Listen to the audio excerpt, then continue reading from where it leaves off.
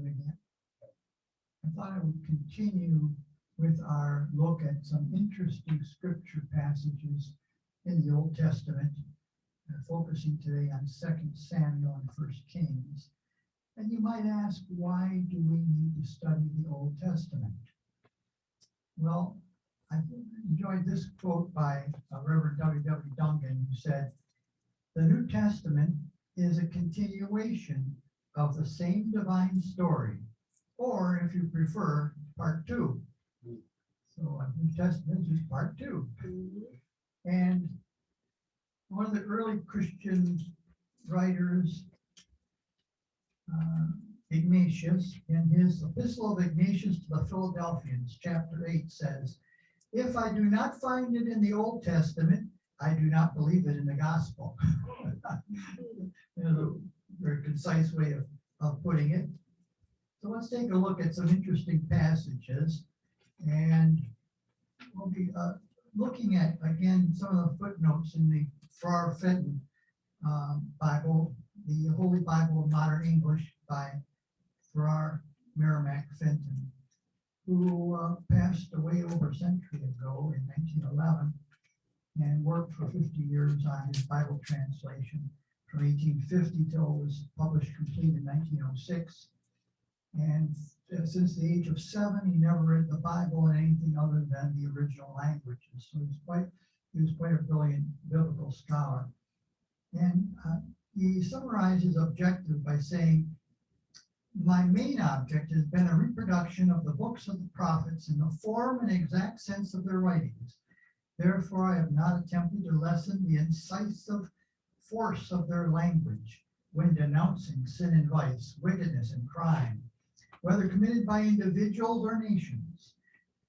God inspired them with a manly spirit of indignation, and they unhesitatingly depicted sin in its own essentially repulsive, naked brutality and degradation. They wrote for men whom they called to a change of mind and practices. So who am I that I should veil and tone down the hideous picture of men transformed to brutes until it looks like a pretty plaything?" So, in other words, he's going to tell it like it is, through the actual meaning of the text. Let's begin taking a look at 2 Samuel chapter 1. And here.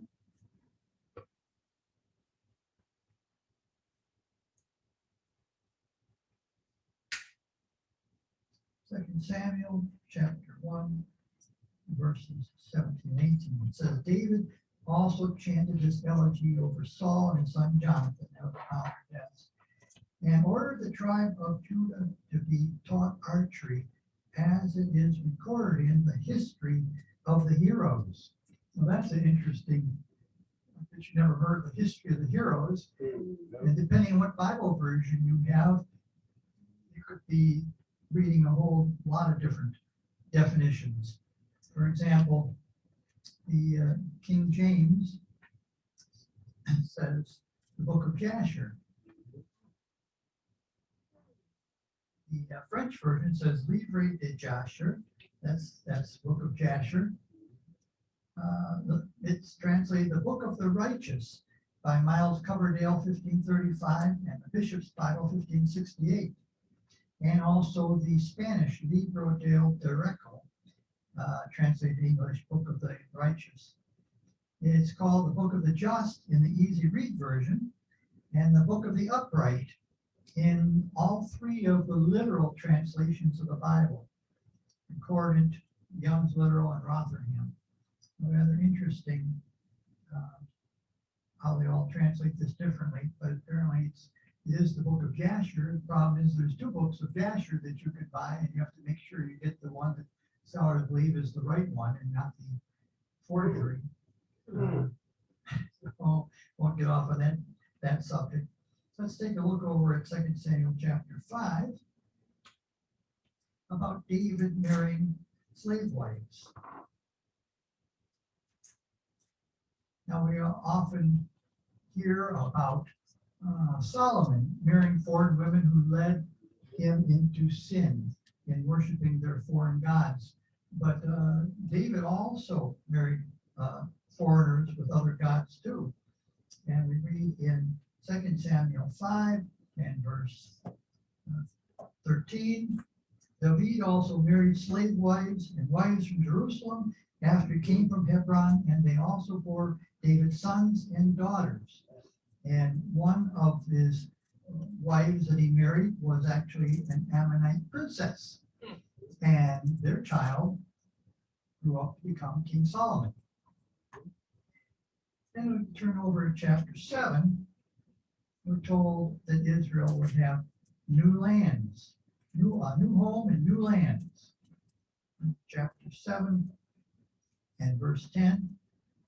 The complete Jewish Bible says, I will assign a place to my people Israel. I will plant them there so that they can live in their own place without being disturbed anymore. The wicked will no longer oppress them as they did at the beginning. King James similarly has, moreover, I will appoint a place for my people Israel and will plant them. Future tense again, meaning that Israel would move to new homelands outside of Canaan, which actually happened in the exile. Bible scholar James Moffat, when working on his Moffat translation of the New and Old Testaments, was approached and asked to change the text so that it says, I have already appointed a place and have planted them, meaning their permanent home was Palestine. And Moffat replied he couldn't change the text, but the Hebrew did not say that. That's right. Let's turn over then to 2 Samuel chapter 8, verses 13 to 15, and we read about King David's kingdom, this large kingdom. 2 Samuel 8, verses 1 through 4. It was after this that David attacked the Philistine and subdued them when David took their metropolis from the Philistine. He then also attacked Moab and appointed a land tax upon their farms and imposed 2 taxations, one instead of inflicting death and a tax for tribute whilst they lived. Thus the Moabites became David's subjects and paid tribute. David next defeated Hadadezer ben Rechab, king of Zobah, on his march to recover his power upon the river Euphrates, when David captured 1,700 of their chariots and 20,000 footmen. But David destroyed all the chariot horses and only preserved 100 chariots. And there's a footnote here that says that Zobah was the marshes of the delta of the Euphrates and Tigris rivers. They're at the mouth of the Red Sea. Verses 13 to 15, it says, David also acquired fame on his turning the flank upon defeating the 18,000 of Aram at the river's mouth by the sea. And a note on that says that is the mouth of the Euphrates, where it enters the Gulf of Persia. This short passage shows David's empire to have extended much farther east than usually supposed. And we see something much similar in some other passages in 2 Samuel 11, for example. I'll just read this note here. It says, it seems to show that the Hebrew Empire extended under David and Solomon almost to the Indus, the western boundary of India. You know, we hear about the Persian Empire, the Babylonian Empire, Grecian Empire, and so forth. We don't realize that King David had an empire and extended to a long distance all the way to the borders of India. And a number of indications about that. And in First Kings, he has a footnote here that says that the river in Scripture always meant the Euphrates River. Now, see what the Scriptures say about David numbering Israel in 2 Samuel 24. Here, verses 1 through 9. Yahuwah was again angry with Israel when David turned and commanded to go and make a conscription of Israel and Yehudah. For the king ordered Joab, commander of his forces, to whip them up. and all the tribes of Israel from Dan to Beersheba, and brigade in the forces, that I may know the number of my forces. But Joab answered the king, may your Yahuwah Elohim increase the forces by enlistment 100-fold, that the eyes of your majesty may see. But your majesty, why are you inclining to this thing? The order of the king, however, prevailed over Joab and the officers of the army. So Joab and the officers of the army went from the presence of the king to conscript Israel for the forces. They also passed over the Jordan and encamped at Ararar on the south of the city, which is in the mid-valley of Gad and Jazer. Thence he went to Gilgal and the lowlands of Kadesh, and came to Dan and around to Zidon. Then from there they went to the fortress of Tzur, or Tyre, and all the villages of the Hivites and the Canaanites. Then they went to the south of Yehudah to Beersheba, and whipped up the whole country, and came to a finish on the 10th day of the 9th month at Jerusalem, when Joab delivered the number enrolled in the forces to the king. And in Israel it was 800,000 men, strong to draw the sword, and of the men of Yehudah 500,000 men. So if you add that together, 800,000 men of Israel, 500,000 men of Yehudah, that's 1,300,000 men, excluding women and children and Levites. And this number increased to 1,570,000 in 1 Chronicles 21, verses 5 through 6, which is dated 20 to 40 years later. So how many Israelites then went into exile? McClintock and Strong's Encyclopedia, and that's the Augustus Strong, who did Strong's Concordance, gives us the number of Israelites at the time of the exile. It says, quote, with regard to population, in 1 Chronicles 21, 5 through 6, the numbers of fighting men are stated at 1,100,000 for Israel and 470,000 for Yehudah, respectively, with the intimation that Levi and Benjamin were not included, or women and children, I should say. According to the general laws observable in such cases, these numbers may be said to represent an aggregate population of from 5.5 to 6 million. It may be safely reckoned that the population subject to each king was about 4 times the number of the fighting men in his dominions. Unquote from McClintock and Strong's Bible Encyclopedia, 1951, volume 4, page 695. So, the Israelite Empire was much larger than people suppose, and the population was much larger than people realize.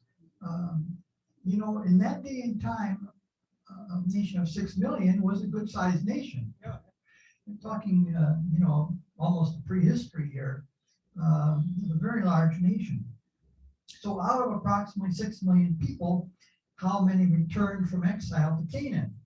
Ezra 2, verse 64 says only 42,360 people, all of them of the tribes of Judah and Benjamin, none of the other tribes. All we know of the 10 tribes of the house of Israel in future years is one single individual, and of Asher, in Luke 2, verse 36. But I want to bring up another question here. In verse 10, it says, then the heart of David reproved him after he had conscripted the people. And David said to Yahuwah, I have sinned grievously by what I have done. But now Yahuwah pass over the fault of your servant, for I have been foolish. Well, the question is, why was it a sin to number the people? We do that all the time. We have a census every 10 years, and even Jewish people today have been numbered. But the way that they count the number of Jewish people today is kind of silly. I think they go, because most Jews don't go to the synagogue, where they get charged for a seat in the synagogue. So they go through the telephone books of various cities, and they look for names that sound Jewish. And if they see a name that sounds Jewish, well, they estimate an average of 2 children per family, and so they come up with a number. And from that, they believe there are about 12 million Jews in the world today.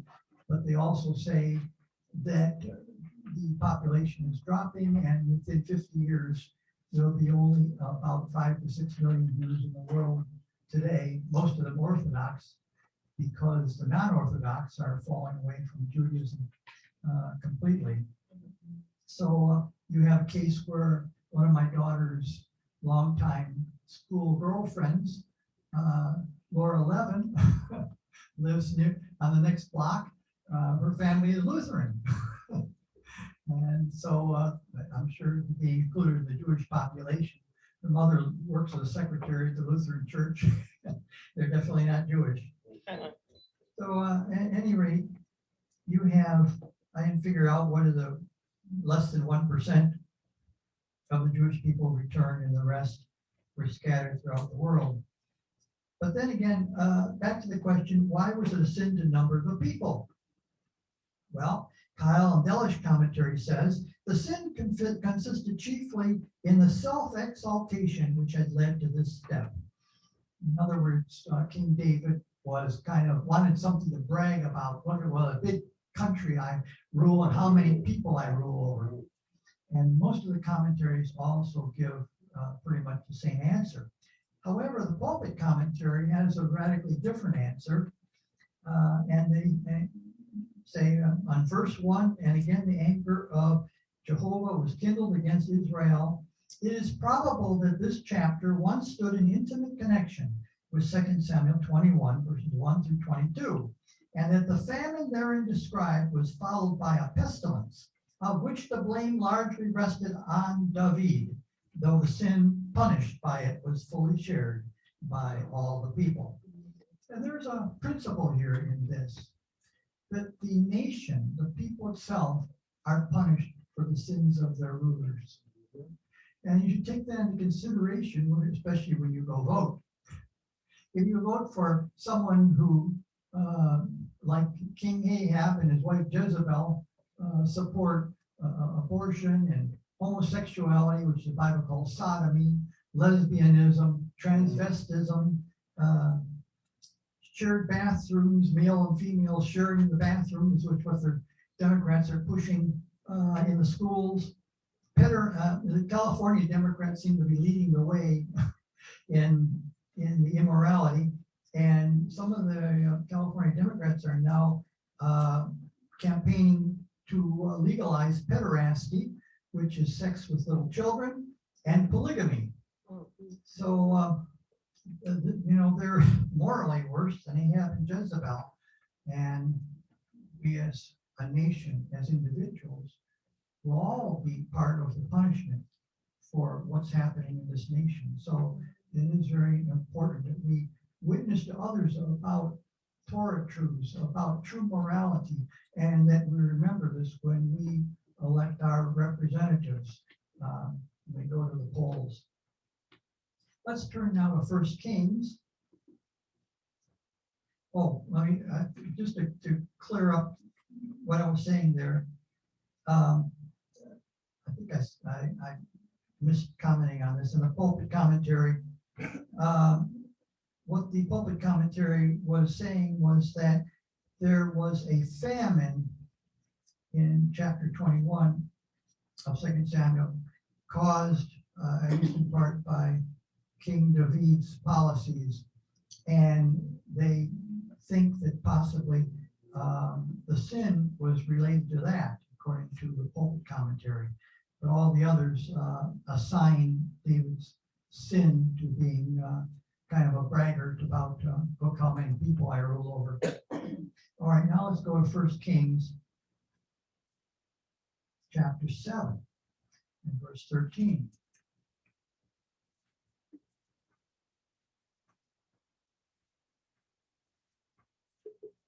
And it's telling us about Hiram the engineer and his works in building the temple. For King Solomon had sent and fetched Hiram from Tyre. He was the son of a widow woman of the tribe of Naphtali, but his father was a native of Tyre, who was a fabricator in metals and skillful in engineering and in building and the knowledge of all construction. He came to King Solomon and designed all his works. He also made The 2 pillars of brass, each of 18 cubits high, with a cord of 12 cubits surrounding the 2 columns, and the 2 crowns of cast bronze made to place on the tops of the columns. The height of the one crown being 5 cubits, and the height of the other crown 5 cubits. Interestingly enough, there is a dispute among scholars of just how big a cubit is. Some believe that it was 18 inches, and some, most scholars seem to say it was about 24 inches. Cubit is defined as from your elbow to the tip of your hand. So you can measure yours and see if you can guess how big a cubit is. And verse 17, he made great woven chains for the crowns that are upon the heads of the columns. 7 for the first crown, 7 for the other crown. Thus he made the columns with 2 stories of network enclosing pomegranates. For the one to cover the tiara, which was at the top, made the same for the tiara of the second. And the tiaras, which were on the tops, the columns were made of lilies of a height of 4 cubits. Interestingly enough, the lilies are the source of the French emblem, the fleur de lis, which is French for lily flower.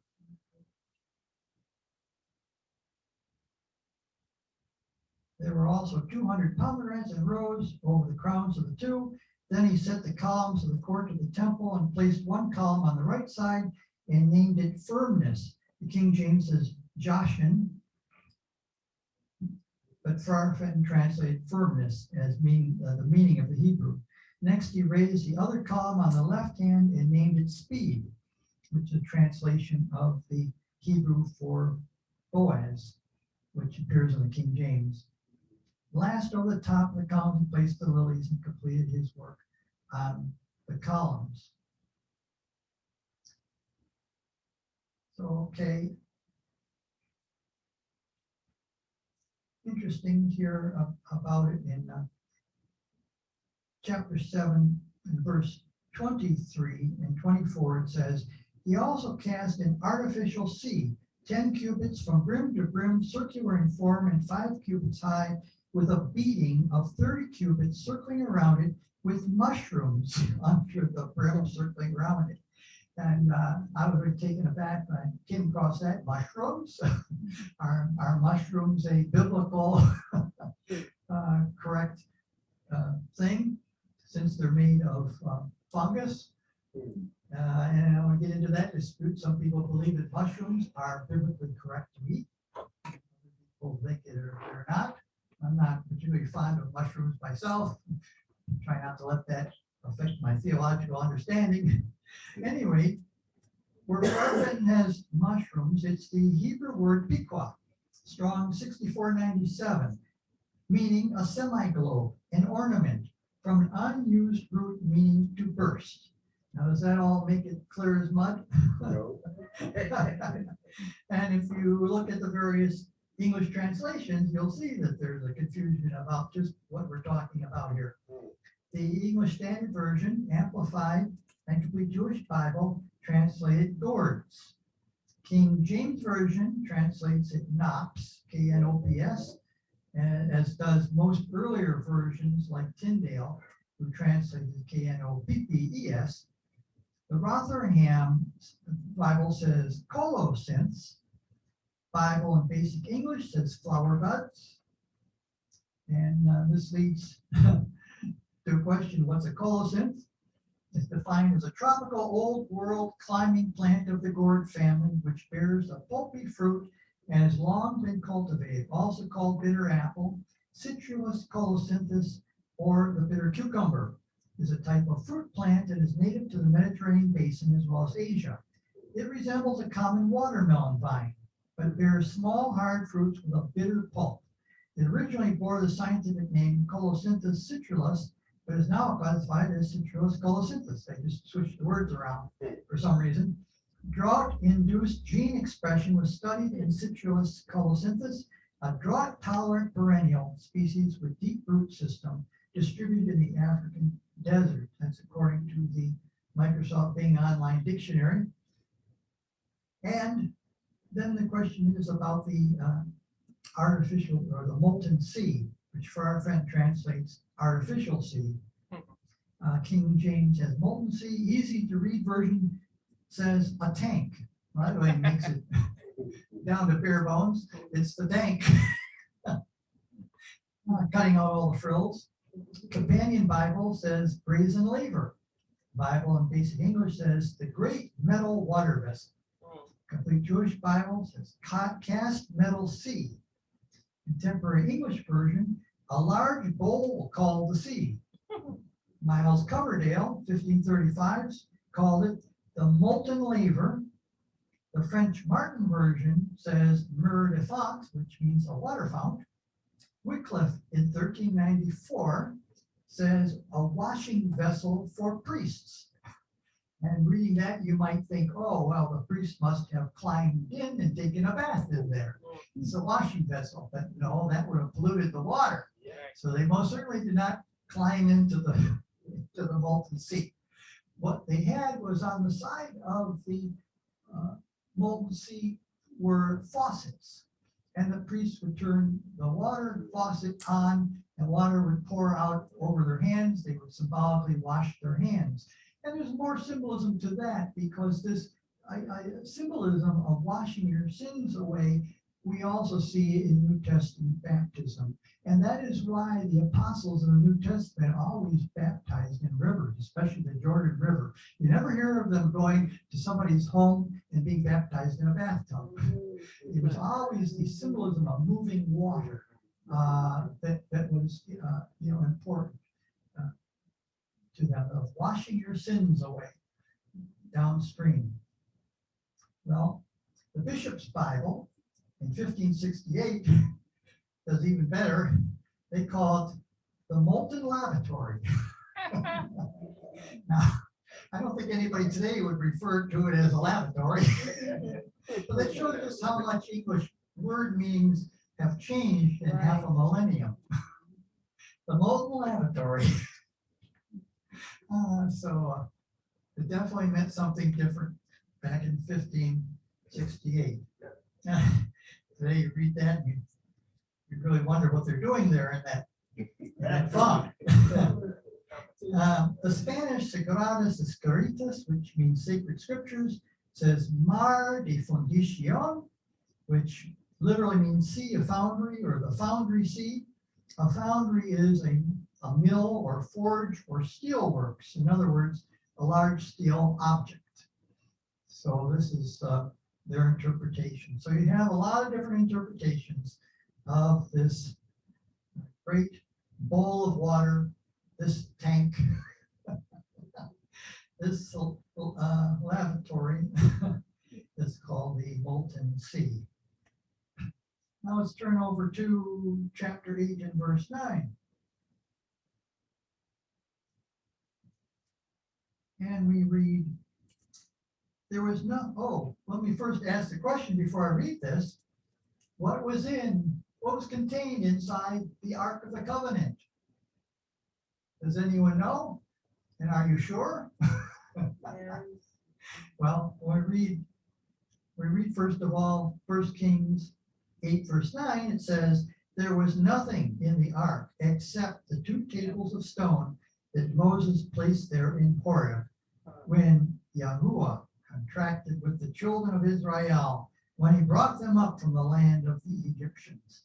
Well, you might think that pretty much settles it until you turn to the New Testament and you read in Hebrews 9 and verse 2, for there was a tabernacle made, the first wherein was the candlestick and the table and the showbread, which is called the sanctuary.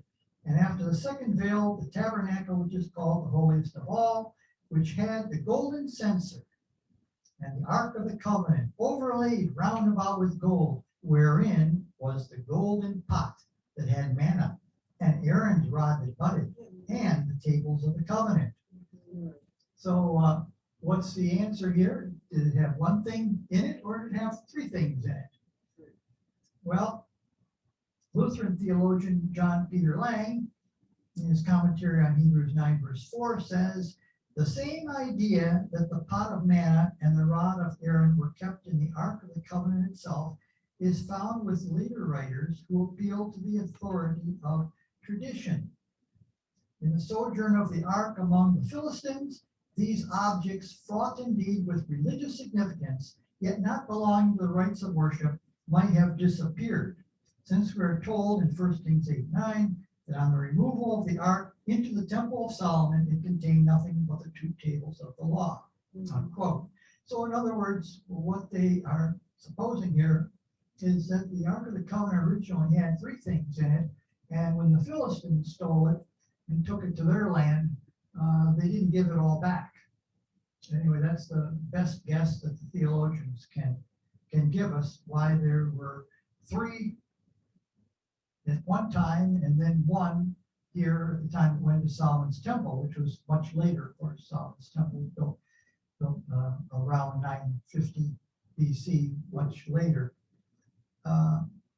So that's probably a pretty good guess, because commentaries also say that a standard teaching of the rabbis, and always has been, that there were 3 things in the Ark of the Covenant, and they never seem to say only 1, even though this one text here says there was only the 10 commandments.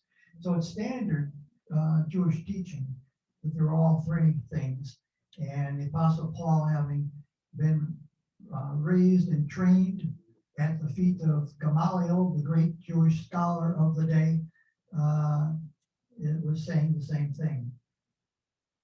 Let's turn now to, let's look in the same chapter, chapter 8, verses 6 through 8. It says, "Then the priest brought the Ark of the Covenant of the ever-living, or Yahuwah, to its place in the recess of the house, the Holy of Holies, under the canopy of the cherubim. For the cherubs spread their wings over the surface of the ark, and the cherubs covered the ark above. But they drew the staves out so that they could see the heads of the staves in the sanctuary from the commandery recess, but could not see them from the court. And they are there until this day." Well, this would be a false statement if it was written after the Babylonian captivity. So it's proof that these words were written prior to the Babylonian exile, because after the Babylonian exile, they were not there. And there's a footnote here. It says, "This comment shows the composition of the history to have preceded the Babylonian captivity and corroborates my conviction of Isaiah being its author, for which see 2 Chronicles 32, verse 32, which confirms my conclusion made from internal evidence." Well, that passage in 2 Chronicles says, "Now the rest of the acts of Hezekiah and his goodness, behold, they are written in the vision of Isaiah the prophet, the son of Amos, and in the book of the kings of Yehuda and Israel." And Isaiah the prophet is believed to have lived approximately from 742 to 686 BC, which was a full century before the fall of Jerusalem at the hands of the Babylonians in 586 BC. So if he wrote this, he was writing it a full century before the exile. And I bring this up because the atheists and agnostics will often say that, oh, these Old Testament books were just written by some Jewish rabbi in the back room of the temple during the Virgin era in the 2nd century or 1st century BC. And you can see from internal evidence that that's not the case. There are many other examples of this also. Let's look now at chapter 10, verses 1 through 9.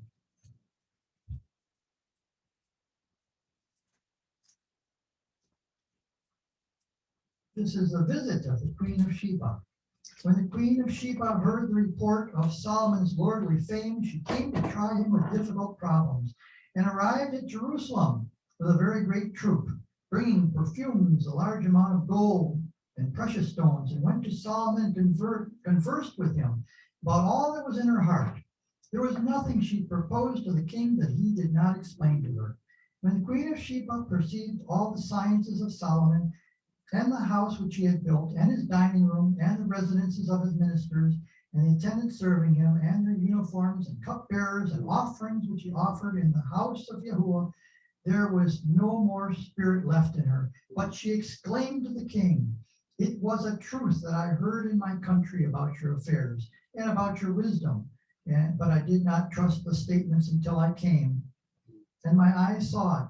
And indeed, I was not told of the half of the extent of your sciences. For what I have heard is better than what was reported to me. Your nobles are happy, your ministers are happy, who always stand before you to listen to your wisdom. Your Yahuwah Elohim should be blessed, who has granted to you to sit upon the throne of Israel. Yahuwah of Israel should be loved forever, who appointed you as king to do justice and right. So an interesting thing about this is Sheba. Sheba literally in Hebrew means the south, and Father Fenton says, undoubtedly Abyssinia and the east coast of Africa, down to the Cape of Good Hope. So you usually think of the Queen of Sheba as being Arabian princess, from Saudi Arabia or something like that region. But he's saying that Sheba was actually an African princess who came to visit King Solomon. It was rather interesting. Now let's look at Solomon and his famous 1,000 wives. And I often wonder what he would have done with 1,000 wives. One's enough. At any rate, reading 1 Kings 11, 1 through 6, it says, King Solomon, however, loved many foreign women, besides the daughter of Pharaoh, Moabites, Ammonites, Aramites, Zidonians, Hittites, of those nations whom Yahuwah said to the children of Israel, you shall not marry with them, and they will not marry with you, for they will turn your hearts after their gods. Solomon descended to love them, and he had 700 princess wives and 300 plebeian wives. And when Solomon became old, his wives turned his heart after strange gods, and his heart was not at peace with Yahuwah, his Elohim, like the heart of his father David. Well, then it says Solomon constantly went after Ashtaroth, who we know today as Easter, same word, the goddess of the Zidonians, and after the abominable Milcom of the Ammonites. Thus Solomon did wrong in the sight of Yahuwah and did not walk after Yahuwah like David his father. Well, there's a footnote here on this, and it says, it must not be supposed that all the women here enumerated were actual wives of Solomon in our English sense. The actual Hebrew is women. That is, they were the attendants and female officials of the royal household, such as we call maids of honor, ladies of the bedchamber, housemaids, etc. The princesses would be resident representatives or hostages of the numerous tribes and subsidiary kings and chiefs who were under the control and suzerainty of the Hebrew Empire, residing at the court as agents or pledges for the good behavior of their relatives back home. The absurd ideas of the monastic commentators, repeated by our modern ones, that all these women about the palaces of Solomon were physically his wives, a meaning the Hebrew word does not bear, has led to the wildest follies and libels upon this great monarch, statesman, and philosopher. It is time those follies were swept away. Luther pointed out nearly 400 years ago the same facts as I do now. But human folly and a wicked desire to vilify a biblical statesman and teacher has incited our commentators, and especially our pretended critics, to repeat the libels of their monkish predecessors, in spite of the great reformers' common sense refutation of them. So rather interesting, his 1,000 wives were actually, many of them attendants, women who worked in the household in various capacities.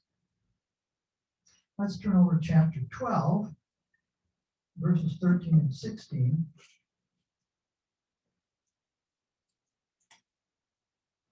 It says, the king answered the people harshly, this is Rehoboam, and refused the counsels of the old men which they advised, but advised them as the lads advised them, and said, my father put a load on you, but I will add another to it. My father flogged you with whips, but I'll flog you with scorpions.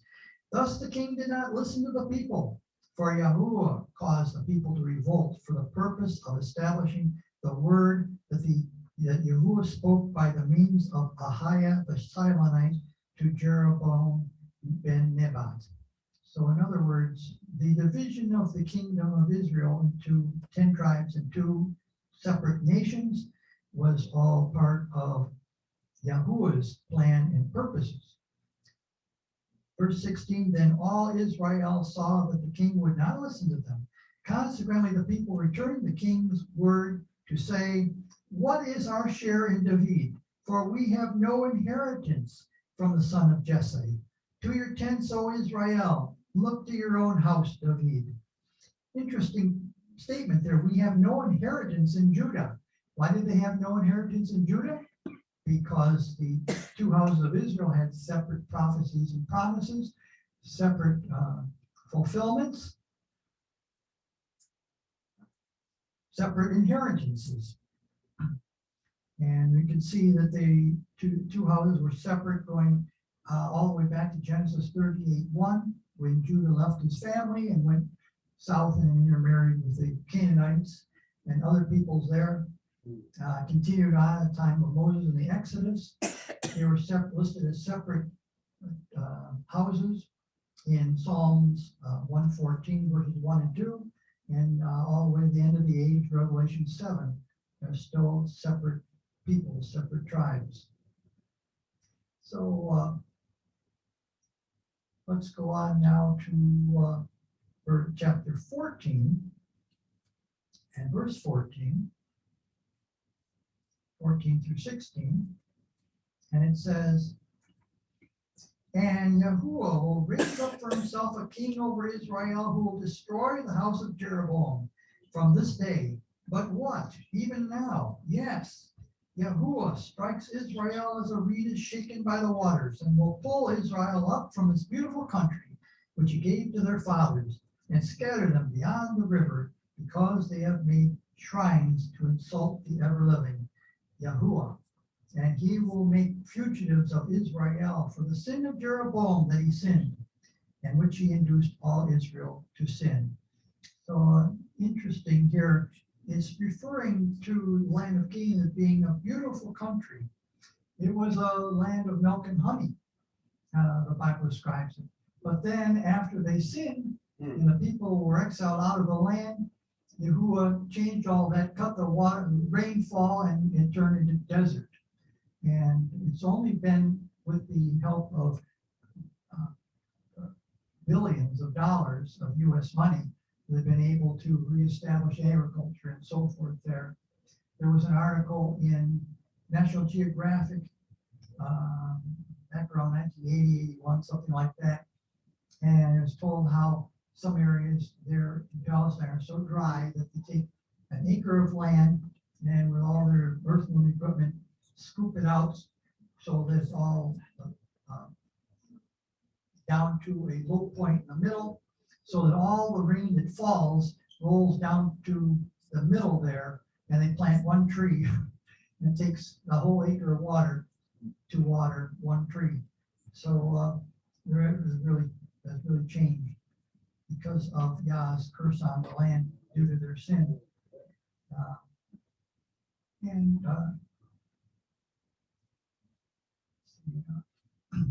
So he says he will pull Israel up and scatter them beyond the river because they made shrines. And a footnote there says these shrines were in reality brothels for prostitutes, erected in heathen temples to the goddess of lust, as they are in India to this day. Hence the constant denunciation of them in the sacred scriptures as the greatest of sins and depravities. See how serious a matter that was.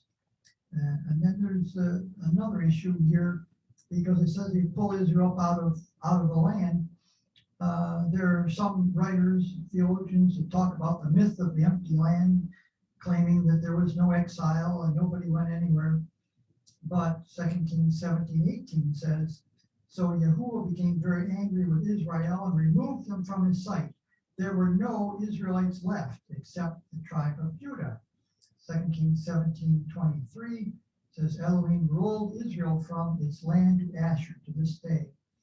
So it indicates that the house of Israel was exiled, and only tribe of Judah remained after the Assyrian kings got done with their conquest and exile. Farrar Fenton has a note. He says the inserted note of some old editor, probably Ezra or Nehemiah, after the return from Babylon. The 10 tribes had not returned to Canaan before, during, or after the Babylonian exile, or Ezra and Nehemiah would have known about it. So where did the 6 million Israelites go? Well, they went to all parts of the world in their scatter. In chapter 17, verses 1 through 6, it says, Elijah the Tishbite. We're going to find out who fed Elijah in the wilderness. Elijah the Tishbite from Tishbe in Gilead said to Ahab, by the life of Yahuwah, Elohim of Israel, before whom I stand, there shall not be for these years dew or rain, except my mouth demands it. Then the message of Yahuwah came to him to say, go from here, proceed to the east, hide yourself near the brook Kerith, which runs into the Jordan, and the brook will give you drink, and I will instruct the Arabs to supply you with food there. The Arabs, where King James says ravens. Well, the footnote here, it says, the Hebrew word Arabim was erroneously translated ravens by the Greek versioners, and the blunder, as usual, has been repeated since. It means Arabs, as I have translated my text.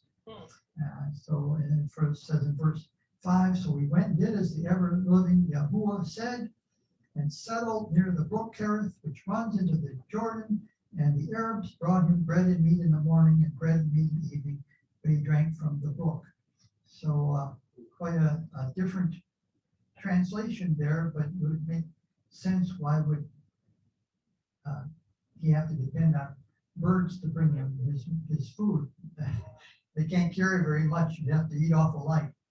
But anyway, that's what this biblical scholar says. And in chapter 18, verse 20,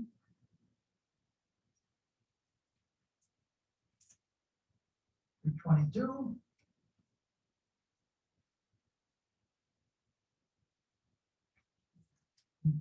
verse 20 to 22, the priests of Baal at Mount Carmel.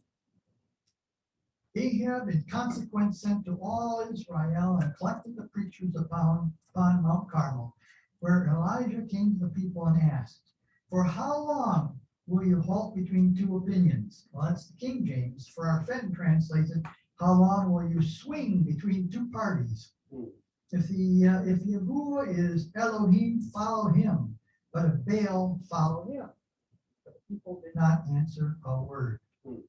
Eliah consequently said to the people, separate the preachers of Yahuwah from the 450 preachers of Baal.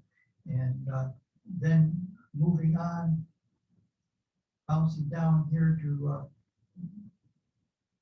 verse 40, you know the story about the fire from Yahuwah fell upon the offering and licked it all up in the trench. And verse 40 says, but Eliah answered them, seize the preachers of Baal, every one, let not one of them escape. So they seized them, and Eliah led them down to the brook Kishon and slew them there. So they didn't mess around with false preachers in those days. Take them down to the brook and slay them. We're under the new covenant, we don't do that anymore, but interesting how seriously they took their religion compared to people today. And what was Eliah doing here when it says in verse 31, Eliah said to the people, come near me, and all the people came to him. He raised an altar to Yahuwah.